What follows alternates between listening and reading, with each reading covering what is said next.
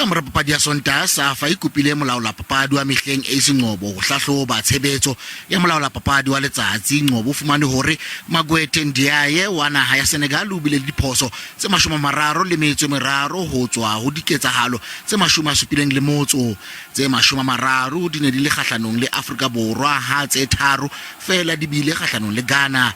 Le hoja ketsahalo ya penele e bile yona e netefatsang tlholo ya Ghana, SAFA e tla bokella bopaki bo bong ba yona ho bontsha hore molaola papadi o ne a le kgahlanong le Afrika Borwa le ho qhekella sephetho sa papadi. What we have done here is not to look at just the correctness or otherwise of a referee's decision and its particular influence on the outcome of the match. What we have sought to do as a strategic objective of this task is to prove that there was a definite pattern of bias. SAFA e re jwalo ka ha e le setho sa FIFA e na le boikarabelo ba ho sireletsa botshepehi ba ditlhodisano tsa FIFA.